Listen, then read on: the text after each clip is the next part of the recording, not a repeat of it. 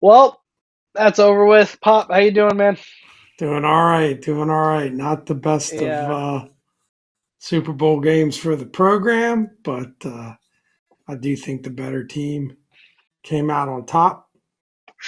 sure. I got no problem with that. The Super Bowl that nobody wanted went the way that nobody, unless you're from Philadelphia or some of those weird haters from the AFC that root against the Chiefs, wanted it to go. If you're from Philadelphia, you're an Eagles fan. Congratulations. Even if you're not from Philadelphia, lifelong Eagles fan, congratulations. You deserve it. Your team is fantastic. One of the best programs in the NFL right now. No debating that. The best. Pretty clearly proven today. If you're not from Philadelphia, but you were rooting for the Eagles for some odd reason today, you're kind of a weirdo, but it's okay. We accept you here. Pete Join the Commanders Davidson is bandwagon. from Staten Will be Island, more big fun. Eagles fan. Yeah, whatever.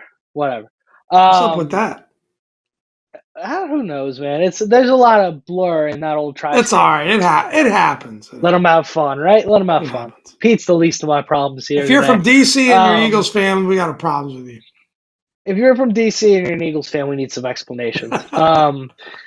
Either way, man, Eagles were the better team today by a mile. They absolutely whooped them. I mean, it's crazy to say, but the final score of 40-22, frankly, makes it look a lot closer than the game actually was. Yeah, total Um, domination. 34 nothing as far as I'm concerned. Late Yeah, in the third quarter, it was 34-0. Jalen Hurts, Super Bowl MVP, 17 for 22, 221 yards, 2 touchdowns passing.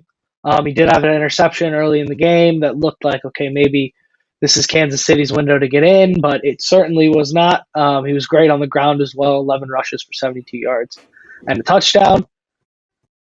He outran Saquon. I tell you what, Pop, I'll hand it over to you at this point with this question and then give the people your reaction. But if I told you Saquon was going to be held to 57 yards on 25 carries, what would you have thought today was going to happen today?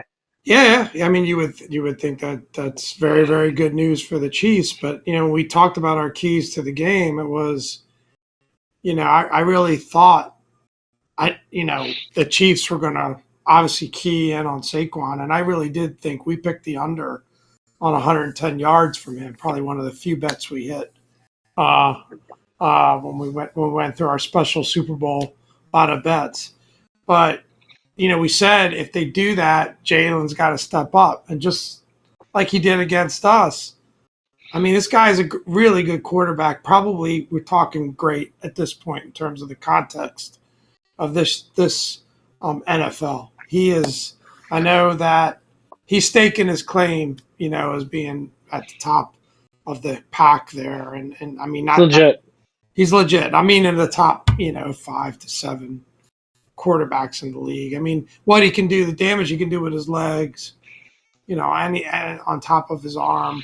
Um, he had a great game. I don't think, I think the Eagles defense, you can't give an MVP award to the entire defense.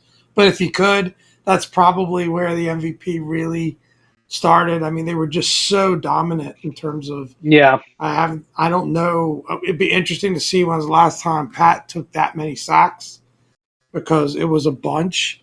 And, he just couldn't get out of the pocket, which was crazy to see because, we see our guy be able to escape the pocket and get out, and Pat just wasn't able to today. And just kudos. I mean, that defense was absolutely dominant. And one thing that I hope we can put to bed, and I tweeted this out, the NFL conspiracy theorists with the Chiefs.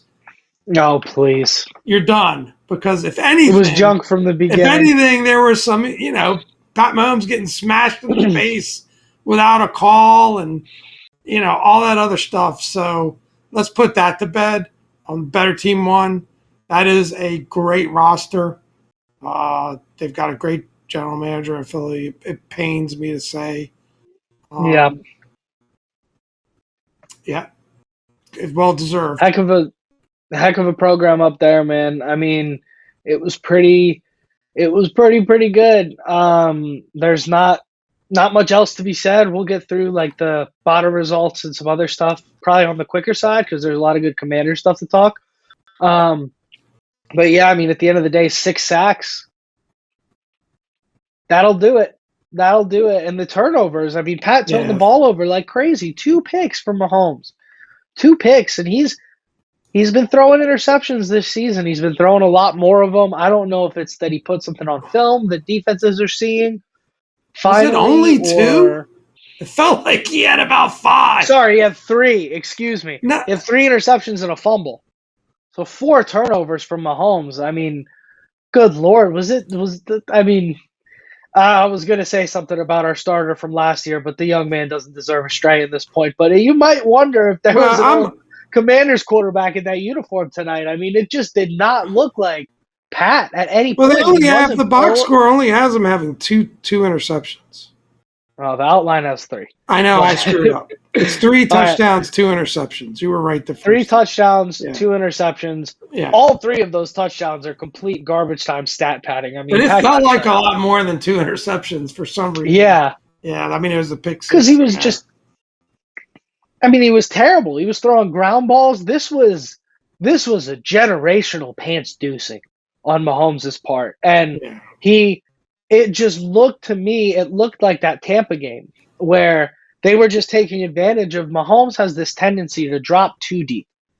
And most defenses just don't have the talent to consistently punish that. And Philly does. And Tampa did in 2020 or 2021, whenever that Super Bowl was. Great observation. And I just kept watching Mahomes take these 15-step drops. And it looked like I'll say it. It looked like Caleb Williams at some point. So it was just like, don't stop dropping back. Get rid of the football. Like, I didn't see him hit his back foot and fire once tonight. And it it was a mess. That's the example I was given. Bad. I mean, we played Philly 3 times. It seems like Jaden had the ability to sense that pressure and then bounce out of the pocket. And usually Pat Mahomes has that ability, but maybe you're right. He kind of tends to backpedal a little bit more. Yeah.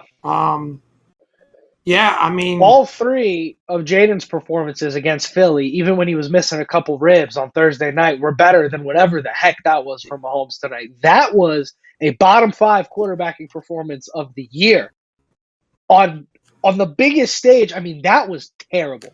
That was awful. And all the credit in the world to the Eagles defense. He had his own linemen falling into him. He had Eagles linemen falling into him. I wouldn't have done any better. I don't think 30 other quarterbacks, sans Lamar, our guy, and maybe Josh Allen would have done any better in that situation.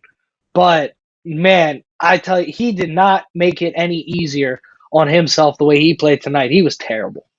And I'm shocked. Well, there was only 2 teams that put 30-plus points up against the Eagles defense. One was our boys. And the Buccaneers were the other earlier in the season. So, yeah, I mean, that's a great team. We've got work to do to catch those guys. I think everyone in the NFL probably has work to do to catch them. Got to give credit where credit is due. I have a confession to make. Can I make a confession? I gotta cleanse myself. If I can fairly react to your confession, you can make a confession. Don't hold me back on my reaction. I'm not gonna hold you back. All right, I bet the Eagles today. I woke up and I just had this feeling.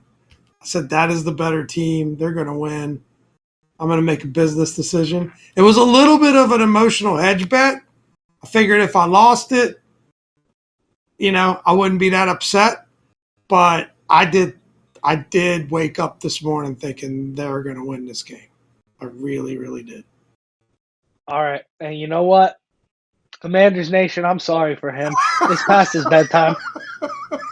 I'm sorry he did it. I'm sorry he felt the need to say it out loud. I raised him better than this. I raised Pop better than this. This killed me, man. I mean, what? The few bucks he made, and I know Pop is not a high roller. I mean, Pop, I went several units on it. Okay, but yeah, several units is like a 12-piece wing at the River Hill Grill. I mean, the Pop did not. There's no way. Like, you just don't need the little extra scatol for your pride. It's a shame. It's disappointing. You broke my heart, Fredo. But it's fine. We got a good clip out of it. Hey, I called it though. We got a good clip out of it. I should have known. Put me and Pop were on the phone talking about virality a few days ago. I should have known that this was It in the hit me this works. morning. Honestly, All right. I had You want to every give the intent to bet people in Chiefs, and it hit me this morning. I'm like, I just got a feeling the Eagles are going to win this game. Coach Lombard, you see what you did? You see what you did? You come on here, you comment every week. You're so nice to us. We appreciate you. My own father, you turned against me, Coach Lombard. Oh, All jokes, man. all jokes and fun stuff. I am disappointed in Pop there, but what are you gonna I do? I look mean, at the end of congrats, the great some day. money. At the end of the day, I mean, I wanted the Chiefs to win, but I got to respect what the Eagles did, and the performance they put on. If it's not my boys playing, I honestly don't care that much. I'm not going to get that emotionally invested in the game. I made a business decision. I apologize. Hey, Pop did what he had to do. I wasn't particularly overly emotionally invested in the game either. I mean, yeah, I didn't want the Eagles to win. I certainly didn't want the Eagles to win in that fashion. You know, if it was a close game and we got to watch a great football game, I'd be on here saying, look, I'm a fan of football first and foremost. It was a great game. I would have preferred the Chiefs win, but whatever. But to win in that fashion, that sucked. Like, that just wasn't fun But to watch. if you want to, and look, Um, it's a bit of loser talk, but if you want to just, we'll say words of encouragement. We played that team as tough as anybody did this year. And I still believe that championship game was a lot closer than the score. This one was not as close as the score. I think ours was a lot closer than the score because we just kept giving them the ball. Now, the Eagles took the ball. yeah, But I feel like, we're still, we're still got a long way to go. Don't get me wrong. But as we talk a little bit about the Commanders later on in the podcast, we get back to our boys. I think there's encouragement to be taken away because this was a dominant team this year. I mean, of course, they had their moments where they didn't look as good. The game the Commanders won, Hurts got knocked out. Maybe there's a different result there if that doesn't happen. But yeah, I mean, so that's a little bit of encouragement I take about this. That says to me how for real our team was this year because we were able to at least battle these guys better than most teams have been able to do it. And definitely. I think they're one of the better teams that have won a Super Bowl in quite some time. Just that combination of talent on defense and offense, it can hurt you. Definitely. Yeah, I mean, that's the best team in the NFL. Super Bowl proved it. Talent proved it. If you sat down and you looked 1 through 53 on the roster, there's no questioning it. And they're a great football team, and tons of young talent that's either entering their prime or in their prime. They're going to be good for quite some time. So that will certainly impact how we discuss Too the much second Eagles half of this love. podcast. Too much Eagles The love. Commanders part, which is the part we're all really here for anyways, but we do have to cover the Super Bowl. And congrats to Philly. They did their thing, man. They deserve it. Enjoy it. These moments don't come often. I've been waiting for one for 27 years. It'll be 28 years before I have the chance to see one for my team. I can't stop thinking about 4th and 5 outside of field goal territory. 12-14. We just scored a touchdown. Momentum was kind of. I can't stop thinking about that. You just make one stop there. That could have been us. I will say, I think the whole AFC better than the NFC conversation Isn't there a missed is holding over. call on that play? Is over. There was a missed holding call on that play, but we're not going to do that. I think that's over. I think that's been over. I think the NFC is miles stronger than the AFC. Pop can do it if he wants. Pop's betting on the Eagles. We've lost all control of the East Coast side of the pod. But I think the NFC is much stronger than the AFC. I think it's been this way this year. I think this proves it. I think there's not a single team in the AFC that would have beat the Eagles tonight. And I think there's 3 or 4 teams in the NFC, including our boys, that would have beat the Chiefs the way they played tonight. And again, Eagles defense played great. Chiefs defense played really well too for the majority of it, but they just got absolutely no help from the offense. And at the end of the day, again, I mean, Mahomes was throwing it right at dudes. It's not like these guys were making great plays. I mean, Cooper DeJean was Cooper DeJean was just standing there, and the ball just hits him in the chest, and he Yeah, well, makes a he got hit as phenomenal he threw return. that. He got hit as he threw that. Yeah, it was just bad. Yeah. It was just bad, just all around bad. And credit to Vic Fangio. You said you can't give an MVP to the whole defensive unit. If you could give MVP to a coach, he would have gotten it. Unbelievable scheme from him. You could tell it just looked exactly like the Chiefs against Tampa Bay. He just completely broke them. I mean, it was just fantastic. He had the exact right game plan. I thought Reed called a terrible game. I thought the Chiefs' script was all wrong. I thought they looked complacent and arrogant to a degree. I tell you, when I knew the Chiefs were going to lose this game was when Mahomes showed up today in the Eagles green suit. That's when I knew. That's when I knew. That's arrogant. That sound that looks arrogant. That is just not something you do. Of all the great athletes I've seen in my life, I don't think Jordan ever did something like that. I don't think Kobe ever did anything like that. I know Brady never did something like that. That is just lack of Well, awareness. It just not really his typical vibe either, right? no, it just Yeah. communicates a complacency, and that's when I was like, this is just off. Let's zoom through our bets results. Let's get into the more important part of this pod for our listeners and for our fan base, which is the Commanders podcast. But again, congratulations to the Philadelphia Eagles, Super Bowl champions. I got a little ill there just saying that, but congratulations. We picked the over. That hit. So, We also yay. picked the Chiefs. We also picked the Chiefs. Did not hit. Bummer. Anytime touchdown scores, I was 2 for 2. Xavier Worthy, A.J. Brown. Nice. Top 2 for 2. was over. I wasn't sure if Hunt got one. I honestly was not. I sat down to eat dinner at the table. I wasn't even really paying attention towards the end of that. Barkley and Hunt pop 0 for 2 on those. We both hit the under on Saquon. Passing, I took the over for Hurts. That hit. Over for that. I took the under for Mahomes. I just whiffed on that. That sucks. Pop took the over. That hit. Passing touchdowns.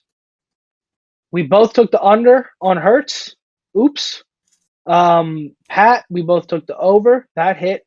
And we both picked Patrick Mahomes for the MVP because we picked the Chiefs. Obviously, that was a miss. And then for our parlay, I had Mahomes MVP, Worthy touchdown. Pop had Mahomes touchdown, Saquon touchdown. That went as most parlays do. That was a mess. But I did say Xavier Worthy anytime touchdown was our lock.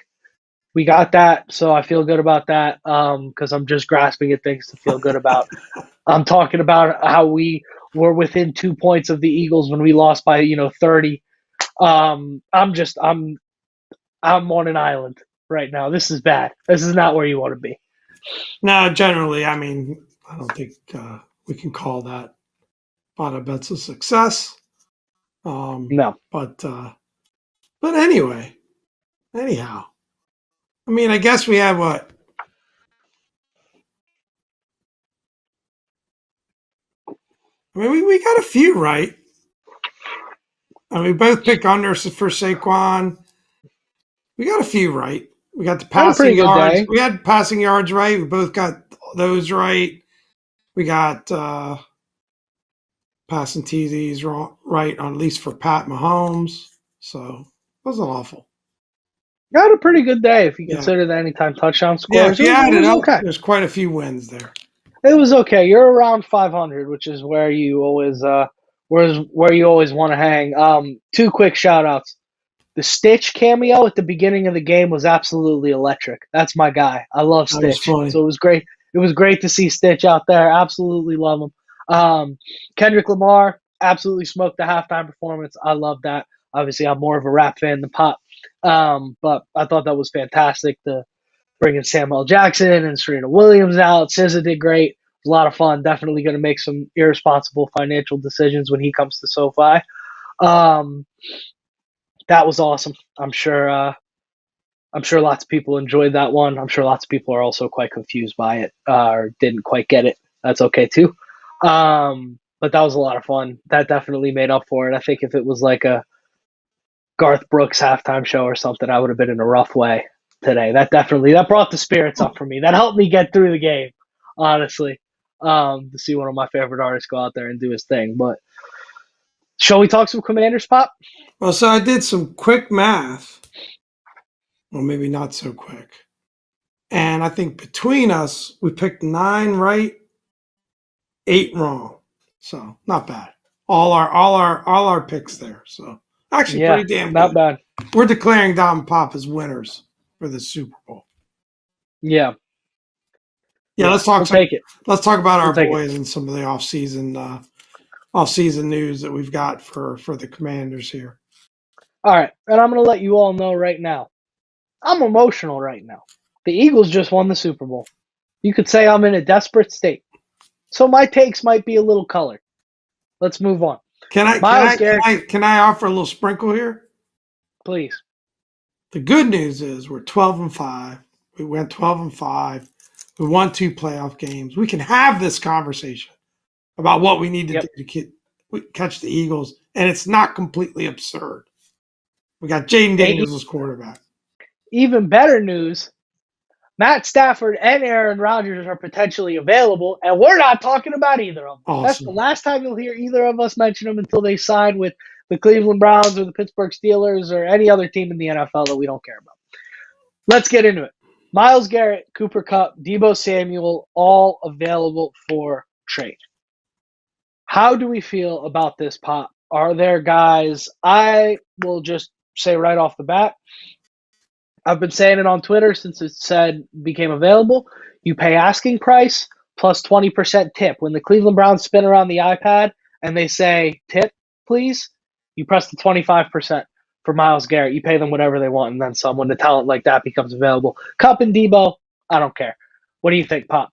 Pop's going to play this conservative. Well, I'm going to correct you on one thing. Myles Garrett has requested a trade. Cleveland Browns are not currently answering the phone. Now, that could definitely change. That'll change. Probably will change. I'm not quite as gung-ho as you. I've got a price. I've got a trade proposal, what I would propose we do. And that's this year's first, Deron Payne, next year's second. That's my limit on what I would trade. I don't think that gets the deal done, but that's my offer to Cleveland Browns for Myles Garrett. So I think it's pretty substantial. First round pick. Next year's first is going to be a late pick anyway. So I want to go this year's first, Deron Payne, next year's second. Make the trade. Somewhere in that range. I think that could get it done. I think something in that realm could get it done. I would do that. I would do 2 ones. I wouldn't have a problem with it. I don't know. 2 ones and Payne for all I'm concerned with. Like I said, you can't mortgage the future. You've got to continue to draft. You got to continue to build through the draft. It feels like we're just in this mode where everyone wants to trade away all our picks and look for now. And I just feel like but this guy was on this team, which will get. The bottom line is you'd be hard pressed to find a guy quicker to move off a draft pick and be more aggressive in acquiring talent than Howie Roseman. I mean, how many ones did they trade for AJ Brown? At least one, I think maybe 2. That panned out. The trading all those draft picks for Tyreek Hill panned out for the Dolphins. When there's elite talent made available, and in my opinion, Myles Garrett is that. There's no opinion. Myles Garrett is elite talent. That's undeniable. The guy was drafted number 1 overall. You pencil him in for 15 sacks every year. He does not miss games. He's 29. I understand that. But he's got a lot of ball left in him. There's a lot of ball left in him. He's in incredible shape. He's a complete physical specimen. Great guy in the locker room and off the field. This is a multiple-time Walter Payton of the Year nominee. I think he might have won a couple. There's not a bad thing to say about the guy. And Myles Garrett by himself moves this team from NFC contender to Super Bowl contender. Moves them right into that tier. Just Myles Garrett. I mean, I would say this. I kind of look at, I think we have 27 free agents or something like that, just short of 30. And there are people talking about, well, this year's roster might turn over as much as last year's roster. I kind of hope not. I kind of hope we're bringing, good 10 or 12 of those guys back because we were close. You are right. And I think that we're more like in that 8 to 10 players away of upgrading 8 to 10 players away from really being able to contend, right? But we got Yeah. a lot of needs. O line is still a need. Running backs a need. You could argue running backs a need. Wide receivers a need. We got an aging tight end. Maybe we can get by for one more year, but we're going to have to find some answers there. I think speed at linebacker is an issue that we're going to need to address at some point. We know edge, which Myles Garrett would address. There's just a lot of needs on this team. And that's the only Yeah. thing that worries me about just trading away too many picks. And that's why I don't mind the idea of a player like a Deron Payne, right? Really good player. I think has some great credibility in the league. I know you're going to have to give up something like that.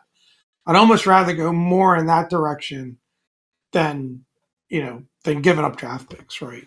I just, So, and and I kind of feel like I bring up Duran for a couple of reasons. I think his value is greater than say a John Allen, right? And he's under contract, right, for a couple of more years. And I think John Allen and Johnny Newton played pretty well together, right? So, and I think John Allen's a guy that might want to stick around and probably knows that he's not at the top end of the market anymore, in terms of what his contract demands would be. That's where my ideas about Deron Payne would come in. And I think if you're the Browns, you could save face a little bit with a trade like that because you're getting a really good player for on the defensive line back. That's my logic, right? But I don't think I it's like going to it. be enough to get that deal done. And going much Ultimate. higher than that, 2 first-round picks. People, I know the counter argument. They're going to be 2 late picks. We don't know that. We want to think this team, and I'm a believer that this team is going to be 12 wins or better next year. I am a believer in that. But you just never know. They won a lot of close games this year. It's a different schedule. There's some tough games out there. I mean, that could be a top 20 pick. You never know. Yeah, You I know, mean the bottom line is, look, there's in all assets of life, there's risk with success, and success oftentimes is directly tied to risk. Some interesting statistics going with the draft pick stuff.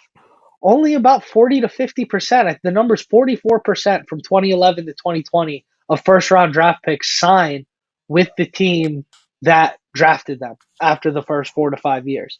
So, just using basic math, let's call it 50-50. If you trade 2 first round picks, you're only trading one guy that you think is going to stay around. And I'd be willing to bet, I don't know, but I'd be willing to bet that that curve tapers off as you get towards the later end of the rounds. And you're right, we don't know where the draft pick is going to be next year, but we know this year's draft pick is 28, 29. Like, that's not, you're not those are good getting Myles points. Garrett at 29. Those are good points, and I think probably some of the overall answer is what else are we able to do in free agency, right? Yes. What else are we able to do in free agency? I think there's some good thought around that. What about Cooper Cup and Devo Samuel? What are your thoughts there? I mean, So I'm initially, not sized about either I'm guy. on it. I I'm feel uninterested in Cooper Cup. I feel both guys are a few years past their best seasons. Now, whether Debo might be closer to getting it back, I don't know.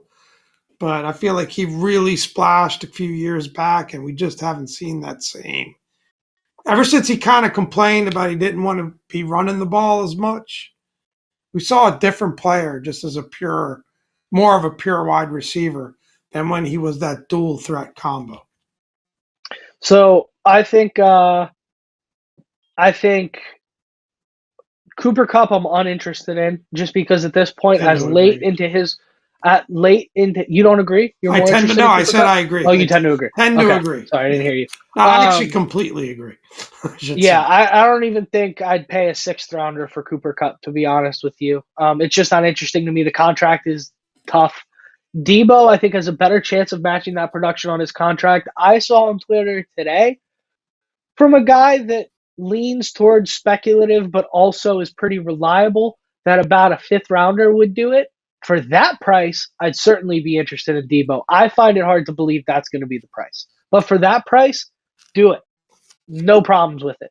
I think he would be. What I like about Debo is I think he is. I think he could. I think he's a good 1B.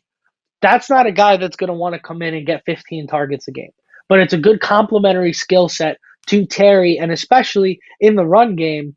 And bottom line is, if you get traded for a fifth round pick, you don't really get to say, "Hey, I don't want to be doing X, Y, and Z anymore." You're no longer that caliber of player. Got a little And diva in him. I'm not so sure about that. I like what I've seen from Debo character wise, but I would do it absolutely for a fifth rounder, absolutely. But I don't think you can afford to trade for Myles Garrett and Debo Samuel and take on both those contracts and make some moves in free agency. So for that reason, if Garrett can happen, the rest of these Debo who Cooper who I have no interest. But if you can't get Garrett, then I sure, agree go with for get a Debo fifth with the fifth. rounder. I would definitely consider that. I would agree with that. If that's the price, Yeah, a lot more than that, probably not. yeah. I asked Twitter today. I said Myles Garrett for 2 firsts, Cooper Cup for a fifth, or Debo Samuel for a second and a fifth, because that was the comp for Stephon Diggs last season. So I figured that was about right. And it was 50-50. Half the people voted for Garrett, half the people voted for Samuel. No votes for Cup. So That's I think we're all in that's agreement on Garrett that. all the way in my mind. I agree too. Yeah. 2 and 5 is way too much. So, and this brings us to our next point, which is free agency. And I got a point I want to make about this, which tonight's result does not help for this point. But Dan Granziano, our paisan, I don't think it's a stretch to say that there's a good chance this guy's got some Italian somewhere in his blood with that name. Our paisan, Dan 100%. Granziano, Daniele says, Graziano. yeah, he's good at the Sugo at any point. He says Adam Peters is going guns blazing with defensive improvements being a priority in free agency. Per Rigo's Rag, I guess, quoted him. I love it. I think that's exactly what you need to be. I think you need to sell out. If tonight's outcome proves anything, it's that defense is very important. And my number one acquisition this offseason is not Myles Garrett. It is not T. Higgins. My number one acquisition this offseason is Josh Sweat from the Philadelphia Eagles. You give him 20% more than what Philly's willing to give him. That kid is a stud. He is an unbelievable defensive lineman. He's a great player. And you weaken the Eagles, which is a huge bonus. Because they can't keep having all that talent around there. You either make them overpay for him or you let him come on down 95 and come hang out in Washington, D.C. I would pay anything. I tweeted it, and this could be the emotion, but make the trade for Garrett and then give the blank check to Sweat. Yeah, and I think what I want to kind of focus on, I mean, that's a good take by you, but I want to focus on just let's talk about like just the general idea of this is some of the exact quote. Expect the Commanders from Dan Graziano. Expect the Commanders to be aggressive this offseason in pursuing roster upgrades on defense, specifically on defense, because they feel like, we had a great offense. We could put up points. They still feel confident that we can do that on offense, maybe with some smaller additions. But if they really focus on strengthening the defense and being able to counter what a great defense the Eagles have, right, with a strong defense on our side, not just the Eagles, the rest of the league. But what about the idea of that focusing on the defense, right? Because there's two ways to go with this, right? Not to say maybe you can do a little bit of both, but, put your energy into the defense, kind of run it back with the offense if you had to choose. Because I'm kind of on the page of I want to protect my best asset. And my best asset is Jaden Daniels. And I want to put a better offensive line to protect him. I want to give him more weapons. I want to do things where he doesn't have to always wear the Superman cape to win games for us, right? And he was having to put that Superman cape on a lot. So I was of the mindset going into this offseason that we should focus on getting the offense right as a slightly greater priority than focusing on the defense. This seems to suggest the exact opposite, which, if I seem to remember right, was the page you were on. I'm going by my rule, by what we talked about earlier with Myles Garrett and the other guys, and this. And AP, I trust. I understand the logic behind this approach, but what say you? Yeah. I personally am more on the defense. I think I would like them to upgrade on the offensive line, depending on what's available, depending on what you can afford. I think I've said it. I think you need more help on the interior. Cosme likely to miss some time at the beginning of the year. That's not reported. That's me speculating based off the nature of that injury and the time that it happened. And based on the nature of that injury, there's no guarantee he comes back to form. You pray he does, but you have to plan that he doesn't. So you need more depth on that offensive line. You cannot have Trent Scott. God bless him. I think he did the best job with the talent he has available. You cannot have Trent Scott taking meaningful snaps in January for this franchise if you want to win a Super Bowl. You just can't. So you need to add depth on that offensive line. I agree. But I think that defense just proved to be unwin-withable by the end of the year. And I think you've got a good core on that defense with Luvu and with Samerstill and with Lattimore. But, talking like positions of need, I think two of the three are on the defensive side of the ball, in my opinion. If we're going to do top three. So that would probably be in no particular order for me. Edge, cornerback, and offensive line, probably interior offensive line guard. But what's your order? I want an order. I want a 1, 2, 3 order. You're going to edge, your top edge, guard, corner. Edge, guard, corner, specifically left guard. And if you want to move Coleman over to left guard because you can get an elite left tackle, fine. But those are my three: edge, guard, corner, in that order. Yeah, so my top three are definitely offensive line, number one. I go tackle. I go left tackle because I feel like maybe Coleman's that guy, but I don't think we're 100% convinced yet. And if you can get and I would prefer it to be in the draft, in the first round of the draft. And I know it's late first, but sometimes a lot of really good tackles tend to fall because, the higher profile positions like receiver and quarterback and stuff tend to go early. They get overdrafted. Sometimes these offensive linemen get underdrafted a bit. So I would love to go left tackle because Coleman does have the ability to play guard. He can play right tackle, which we need a right tackle as well, by the way. So I would go left tackle. If I could, again, perfect world, what would be my number one priority? The best player that I'd like to acquire this offseason, it would be a left tackle.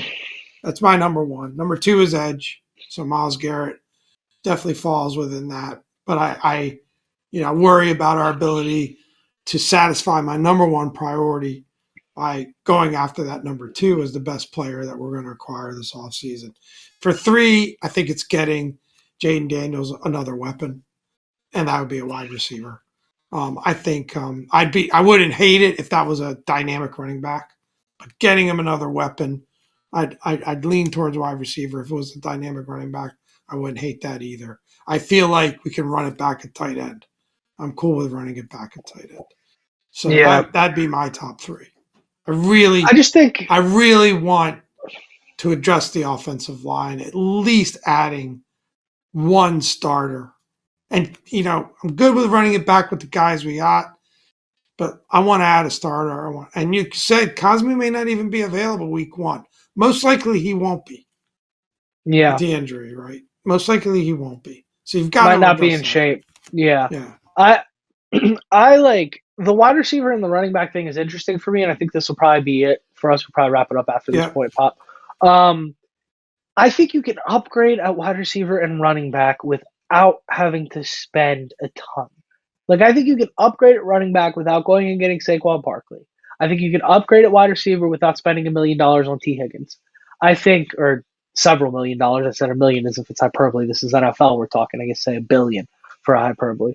I think there are guys that are better than Olamide Zaccheaus, God bless him, but you can still get for a reasonable price. I think there are guys that are better than Brian Robinson that you can still get for a reasonable price or reasonable draft capital. I think a third round guy could come in and knock Brian Robinson out of his job based off of what we saw in the second half of the season. So I don't put those playmakers so high on my priorities list because I still feel like if we can keep Ertz around with McLaurin and with hopefully, I mean, look, Jahan Dotson was the plan this year. They didn't trade Jahan Dotson until training camp, and there was an attitude issue or an unforeseen scheme fit issue or something like that. But the plan was for there to be, we can all agree, Super Bowl champion, Jahan Dotson has more talent, raw talent, than the guys that were out there, right? That was supposed to be the plan this year. Didn't work out for a multitude of reasons, but they will upgrade at those skill position groups without splashing, in my opinion. And I would not splash. The premium that it costs for the guys that are available, you want to talk about availability issues? How many games has T. Higgins missed in the last couple of years? And he wants to go be a number one somewhere. That's not here. But you gotta build a little bit of an issue, and it's one of the problems that, and this will be my final point because I agree we should wrap. But maybe I'll plant the seed for future pod discussions about all of this. I like it. You got a first, a second, a third, which is Philly's third, so it's a late third. Our third would be a late third too. 5 from New Orleans, so that would be early fifth. Then you got 3 late 7th round picks. Those are your draft picks. You don't have a lot of draft capital right now, and we're talking about trading way more. You're talking about punting this year's draft. I don't love it. I just don't love it as a general overall idea, philosophy, and I think a lot of it stems from the Marshawn Lattimore trade, but I think that it's from a guy that was pretty adamant, Adam Peters, that he wants to build through the draft. You don't have a ton of draft capital to work with this year. You just don't. And then you start eating away at next year's picks and the year after. I don't love it. I just don't love it. And it's a multifaceted problem. It's not that you want to turn away from a guy like Myles Garrett. You don't. But like I said, don't have a lot of draft capital to work with, and that's a concern for me. I hear you. I'll give my 30-second take on that concern, and then we wrap this thing up. I think if you got out of this draft, if we didn't make the Lattimore trade and we don't make the Garrett trade, and out of this draft you got nothing except for a player that performs at the caliber that we know Marshawn Lattimore is capable of, and a player that performs at the caliber that we think Myles Garrett is capable of for the next 3 to 4 years, you would say this draft was a rousing success. So if you're able to get that and you have to punt on the draft, I don't care. That's my personal opinion. When elite talent becomes available and both of those guys are elite, I'm okay to pursue it. But ultimately, you gave your stance, Pop. This is my stance. I think we go back and forth on this for probably 2 hours, and I don't think either of us are changing it. So we should probably wrap this thing up. Save it. I'm about to turn into the pumpkin. The Cinderella's about to turn into a pumpkin. We're both pushing late hours here by the time I get this edit and upload done, and by the time Pop logs off here. So we should wrap this thing up. This has been a lot of fun. Congratulations to the Philadelphia Eagles. Season's over. Oh, man. Eagles fans have you got another like 14 minutes, and then it's a new season. Everybody's 0-0, so enjoy it. Let's wrap this thing up.